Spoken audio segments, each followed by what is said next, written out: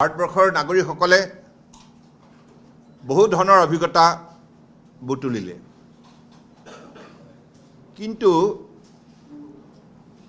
যোৱা 11 বছৰ মাননীয় প্ৰধানমন্ত্ৰী নৰেন্দ্ৰ মোদী ডাঙৰীয়াৰ নেতৃত্বত পৰিচালিত NDA চৰকাৰখনে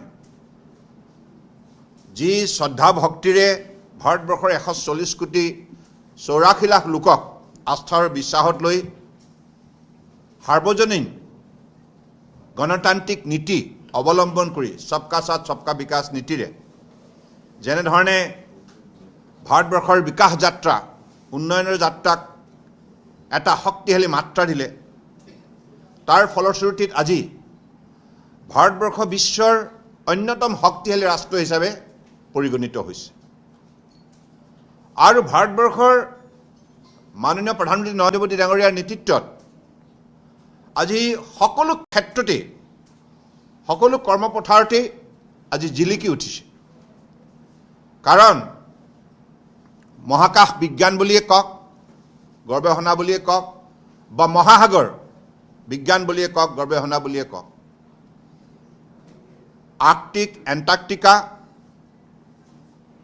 আমাৰ জলবায়ুৰ পৰিৱৰ্তনৰ বিৰুদ্ধে জলবায়ু সংৰক্ষণ কৰাৰ বাবে যিখিনি দৃষ্টান্তমূলক পদক্ষেপ কেৱল ভাৰতবৰ্ষতেই নহয় বিশ্বৰ বুকুত আজি মাননীয় নৰেন্দ্ৰ মোদী ডাঙৰীয়াৰ নেতৃত্বত আজি গ্ৰহণ কৰা হৈছে। বিশ্বৰ সকলো ৰাষ্ট্ৰই আজি তেখেতে ক্লাইমেট চেঞ্জৰ লগত মোকাবিলা কৰিবৰ কাৰণে ক্লাইমেট একশ্যনৰ যি কাৰ্যসূচী দৃষ্টান্তমূলকভাৱে হাতত লৈছে, তাৰ ফলস্বৰূপত আজি বিশ্ববাসীয়ে সকাহ পাইছে।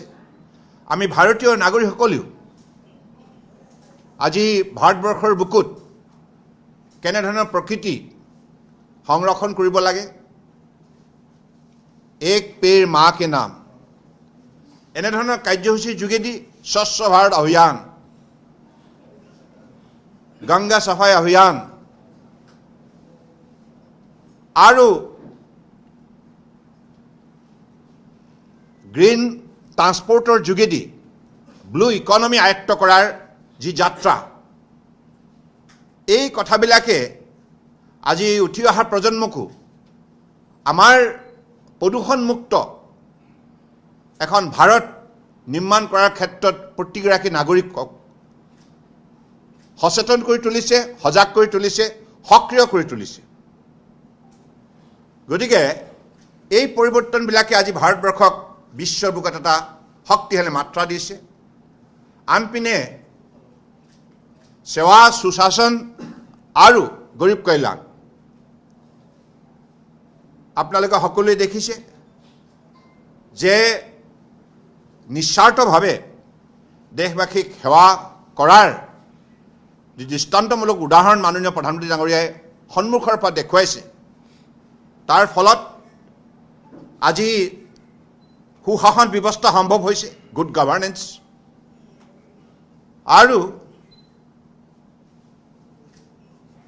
দুখীয়া মানুহৰ মংগলাৰ্থে আজি যিখিনি আঁচনিয়ে হাতত লৈছে, যিটো প্ৰযুক্তিৰ যোগেদি দুখীয়া মানুহবিলাকক পোনপটীয়াভাৱে চৰকাৰী আঁচনি শতকৰা 100% লাভান্বিত কৰাৰ বাবে যিটো প্ৰয়াস কৰা হৈছে স্বচ্ছ আৰু নিকা নীতিৰে, তাৰ ফলশ্ৰুতিত আজি ভাৰতবৰ্ষৰ বুকুত এই 11 বছৰীয়া কাৰ্যকালত আটাইতকৈ উল্লেখযোগ্য বিষয়, যিটো কথা বাৰম্বাৰ আলোচনা হ'ব লাগে, 25 কোটি দৰিদ্ৰ সীমা ৰেখাৰ তলত অৱস্থান কৰা লোকে আজি পৰিত্ৰাণ পালে। 25 কোটি বুলি ক'লে ইউৰোপৰ কেইবাখনো ৰাষ্ট্ৰ মিলাই সিমান সংখ্যক জনসংখ্যা হ'ব। গতিকে এইটো এটা এনেধৰণৰ উদাহৰণ, যিটো উদাহৰণে আজি বিশ্বৰ আগশাৰী বিশ্ববিদ্যালয়বিলাককো যিবিলাক ইউনিভাৰ্চিটি আছে কেছ ষ্টাডি হিচাপে অধ্যয়ন কৰাৰ এটা বিষয়বস্তু হৈ পৰিছে।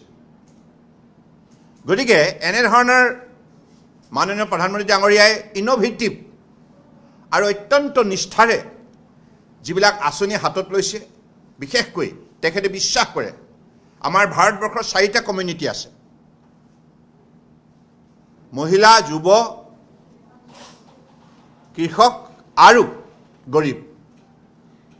আৰু সকলো এই 4টা কমিউনিটিক আমি সবলীকৰণ শক্তিশালী কৰিব পাৰিলেই সামগ্ৰিকভাৱে ভাৰতবৰ্ষৰ সকলো ক্ষেত্ৰতে শক্তিশালী হ'ব।